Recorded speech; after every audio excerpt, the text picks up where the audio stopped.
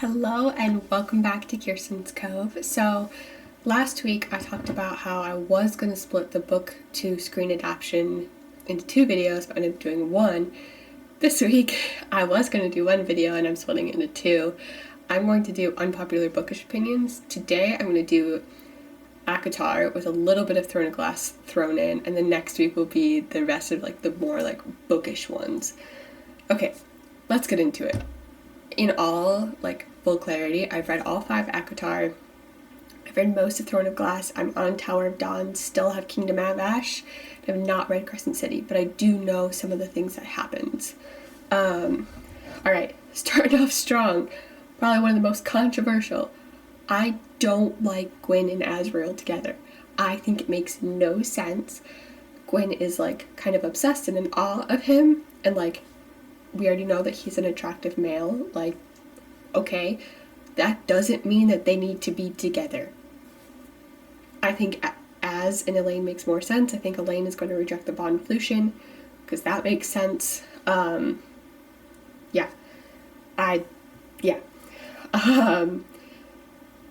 Rhys isn't bad. Just because we saw from Nesta's point of view him do one thing that we don't agree with, but I can definitely understand why he didn't tell Feyre about the whole pregnancy and wanting to try to find a solution first. Just because we saw that doesn't mean he's bad. Just because Nesta doesn't like him. If Feyre is considered an unreliable narrator, then so is Nesta. We always say, I see so many people on TikTok be like, oh, well, Feyre's an unreliable, so we're only seeing Rhys through rose-colored glasses. But so Nesta sees him in a bad way. We're seeing through dark colored glasses, I don't know, black carpet. She sees everything negatively, so why wouldn't she see Rhys that way? She is also unreliable. If we continue getting things through people's points of view, it's all going to be unreliable, and we just need to make up our own opinion about it. So my opinion, Rhys is not bad or evil. I think he's not perfect at all. None of them are. They all make mistakes, and that's okay. Alright. This other one I think is controversial. I saw this on TikTok. That the Valkyries didn't deserve to win the right. I'm on the other side. I think that they did. There's so many parallels between the Valkyries and then Rhys, Cassian, and Azriel doing the right. Of the Valkyries were fighting for their life to win, whereas the Illyrians were kind of fighting to show off. It wasn't life or death for them to get up to that mountain, whereas for Rhys and Cass and Az, at the same time, because of how the community viewed them, it was life or death. It was going to be life or death for them, whether or not they won this right. So I think that they absolutely, they only had 3 months of training, or a few months of training, I get that. But we also, had been hearing the entire series about Cass having to continually go up to the training camps because they weren't taking it seriously and they were goofing off and there was uproar and things like that. They may have been training their whole life, but they weren't really taking it seriously, and, they just wanted to show off. And, so I think that they had every right to win. There's a whole different type of fighting when you're fighting to live rather than just fighting to win. Feyre was not made a High Lady too soon. I saw that one of that. It was too soon. She should have fought more for Valar's. No. When going to King Hybern's palace, they knew that something might happen, and they needed something might happen to Rhys. So Rhys didn't want to leave Valaris empty-handed. I know that he has more, but in his mind, his mate should be the next one, or the next one in line, and so this gave her that power. Also, they might get separated, and Feyre's voice needed to be heard and taken as opinion, and taken as fact, and taken seriously. So not that they knew that what happened was gonna happen, that she was gonna end up back with Tamlin, but still, they needed. I think that it was right, and we had already seen her fighting for Valaris at that point, so I think that's okay. One I saw Was that Reese is a Valg from Jordan of Glass? No. I saw a bunch of like, oh, Reese like would be Aileen, blah blah blah. Like, no, you cannot compare the magic and the powers from one universe to the other. Like, in Throne of Glass, they don't have courts that the powers are specific to the courts. So like, already right there, like we don't have that. Like the powers from the Fae in Throne of Glass are going to be different than ACOTAR, and I'm assuming different than Crescent City. Like it's all different. So like, I understand like the word gates are going to allow you to move through these worlds, but the magic is not the same. Other than the fact that like Reese can control minds, I don't see any similarity. What, he has dark hair? No, I also like right off the bat, Valak have black eyes and he has purple. So, no. Stop it. Also, when it, like the whole Reese would win in a fight with Aileen would fight. No, it really would just depend on who wanted it more. And if it was for survival or not. Like, no. They're both powerful beings. Stop putting against each other. Feyre against Aileen. If Feyre like learned how to use her powers correctly and was trained, she would probably win.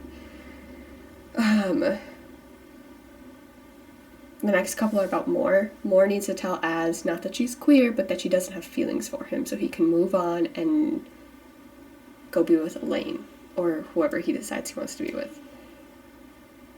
That, it's been too long. Like, that should have been done a long time ago.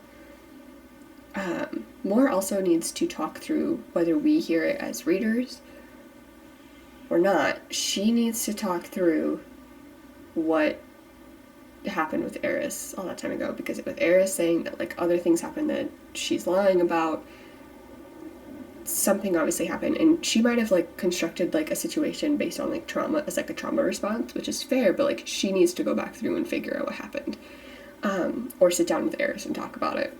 I saw another one that said Amryn should have died because there's no way all of the inner circle should have lived through that battle with King Hybern, and I'm inclined to agree. Like, I don't know. I don't want her to die. I like having her there. But the fact that all of them survived was a little fishy. I don't know. Tell me what you think about that one, if Amryn should have died. Okay, just a couple more. Lucian, never bad. He was never bad. He was just doing what he had to live because he was kicked out of his home court, and Tamlin was the only person, like, so what is he gonna do, go against Tamlin, his only friend, and Tamlin potentially kick him out, and where would he go? I do think that Elaine is gonna be the next serial, and I'm excited to see that, like, correlation, because I think sassy Elaine has come about, and she's gonna be spilling all the tea. I did see one that Tamlin and Amarantha were actually mates, but Tamlin rejected the bond, and that's why Amarantha was so upset and like with the curse and like did everything she could with like to get him under the Manetha Mountain because she was salty about it and was sleeping with his like worst enemy. I think that would be a really interesting storyline.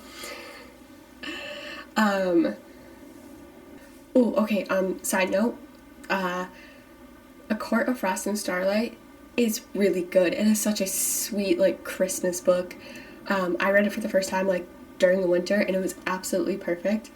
Don't know why people don't like that book and, like, think it's unnecessary. I think it is wonderful, and it sets A Court of Frost and Starlight. Like, I think it set the next, like, part of the series up really well, and it was a really good, like, transition away from, like, the war. Okay, that's all. Just because we forgive Nesta and see her grow and like has kind of like that redemption arc in The Court of Silver Flames doesn't mean that excuses and changes her behavior the entire rest of the series. We finally get like kind of her point of view when they were growing up and they were in the cottage with their dad and Feyre and Elaine. And we find out that, like, she did have holes in her shoes, and that's why she had been asking for new shoes. Okay, just because, like, we see that doesn't mean that discounts everything that Feyre had experienced either. Like, Nesta still didn't do anything to help the situation.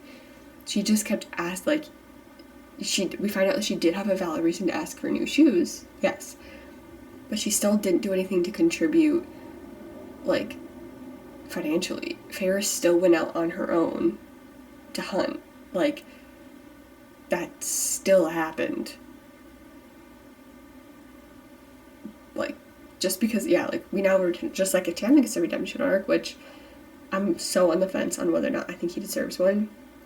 I do think he should have died saving Feyre, and that should have been the end of it. But since he is alive, I don't know how I feel about it. He bothers me. But, like, we're not going to forget everything that he did. Like, if he does get a redemption arc and we do forgive him, we're not going to just forget everything he did to Feyre before. They're not going to be like, oh yeah, so, like, that was okay that he... No. Stop it. Like, I do love Nesta. I hate her, but, like, when I reread the series, I'm still going to hate her in the first part. Like, that's not going to happen. Alright. Last one. Their mom, Feyre, Elaine, and Nesta, was high fae. There is enough, like, mentions of it, or, like, little hints that she was high fae, and the fact that all three of them, when they became fae, ended up with powers and became high fae, like, it, yeah. Absolutely. Alright, so if there are any opinions that either you agree or disagree with, or if you have any other ones that maybe I missed, or that you have that I haven't come to yet, please let me know below in the comments. And next week is going to be my, like, bookish unpopular opinion video. Not that these are necessarily unpopular, I think a lot of people agree with these. But anyway, if you would like to see that, make sure to like and subscribe, or if you want to see any other bookish or TV content. Alrighty, thank you guys so much for watching, and I will see you all next week. Bye!